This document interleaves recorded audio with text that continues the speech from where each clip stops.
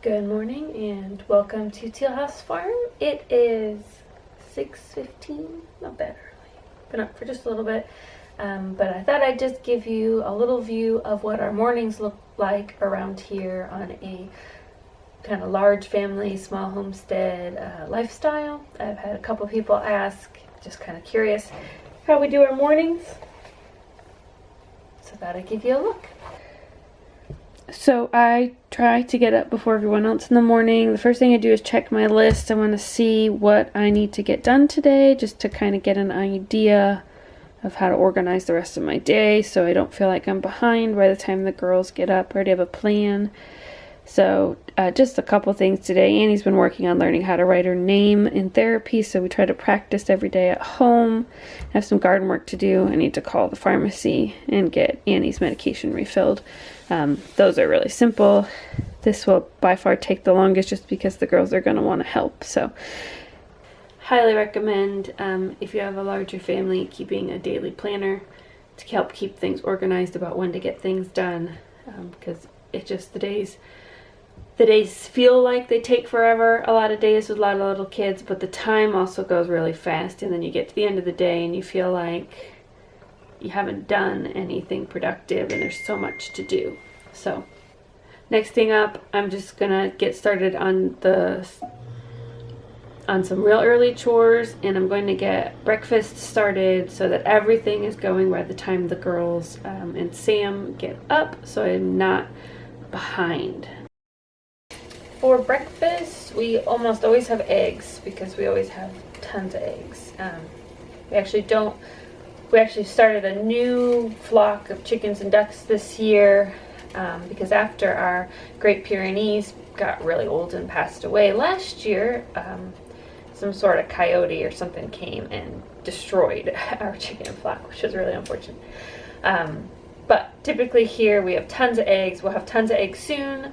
Until then, we have a friend that's supplying us with farm fresh eggs, which we really appreciate. So we have eggs almost every morning, and then I usually make some sort of toast, and then we'll have fruit or yogurt or something like that. I find with a large family that things like cereal, prepackaged oatmeal just are not cost effective, and they also have a lot of sugar in them.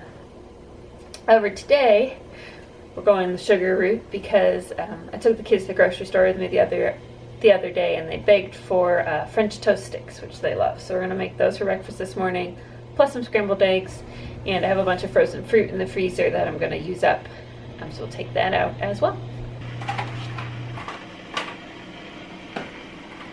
And I thought I'd share with you, if anybody's watching this, maybe wants a large family, one of the things I do every morning is I take my supplements. So a few babies in, I started just feeling really lousy all the time when I was pregnant. I mean, I know some people, pregnancy is really hard on their bodies. I've been very fortunate to have good pregnancies, but I was really starting to notice a difference, and then I just had no energy and things like that.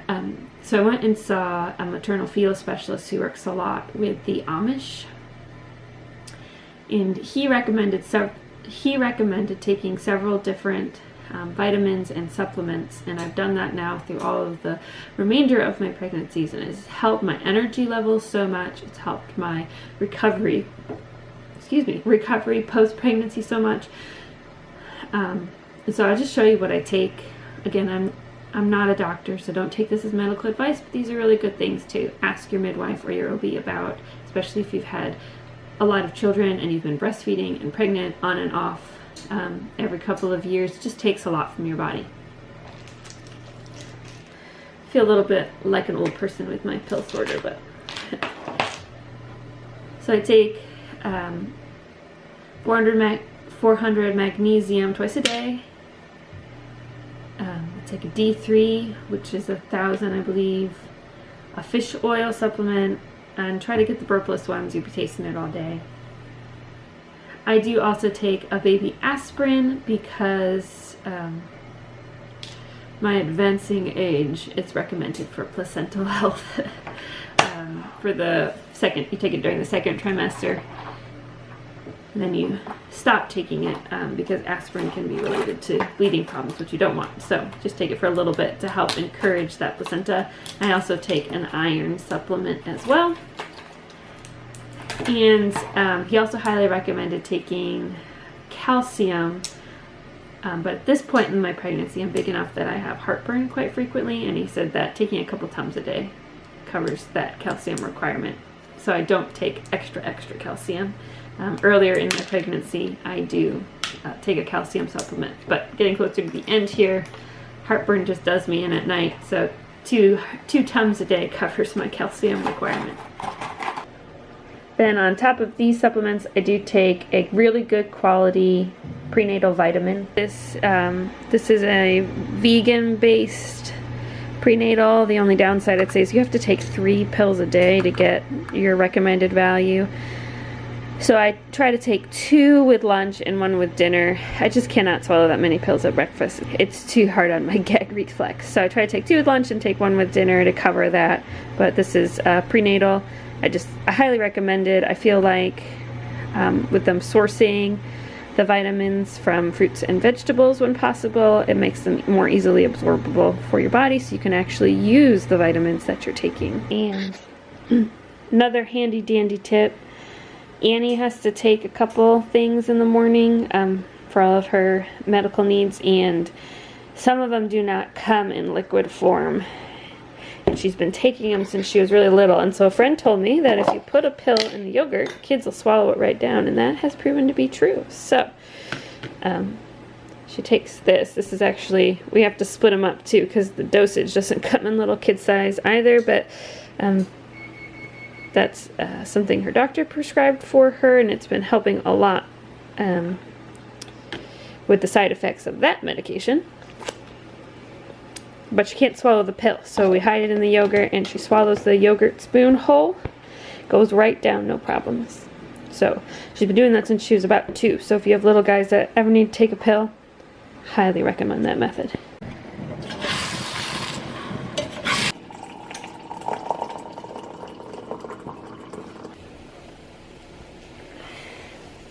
Good morning. You got a blanket?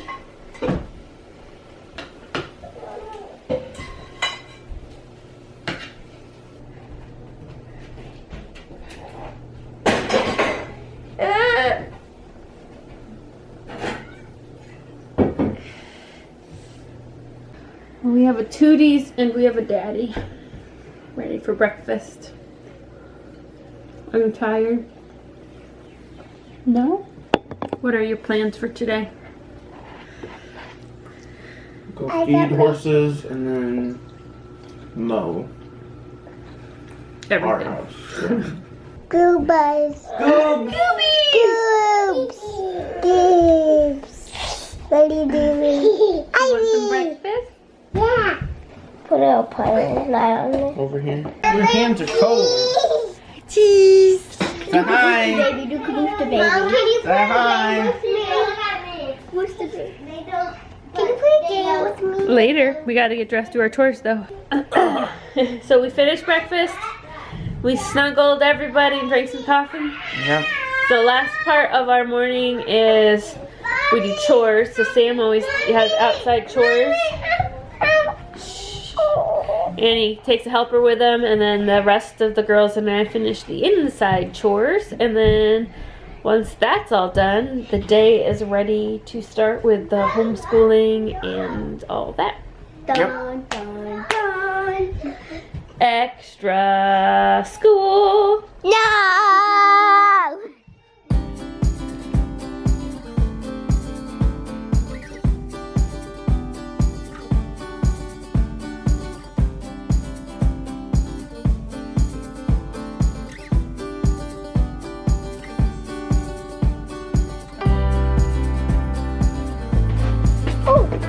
Hi, Nanny. Come here, feed the kitties.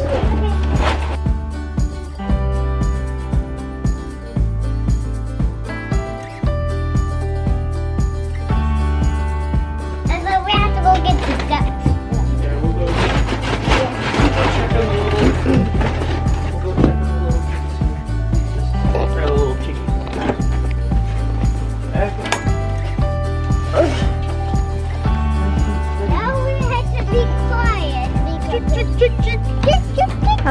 chicks.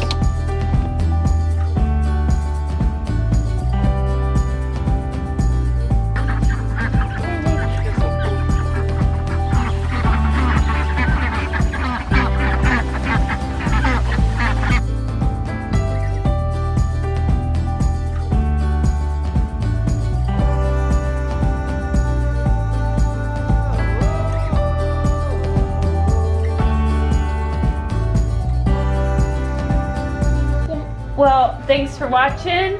That's all we've got today. Promised Ivy I'd play a game with her before school, so Jenga it is. Don't forget to like, comment, and subscribe, and we will see you next time.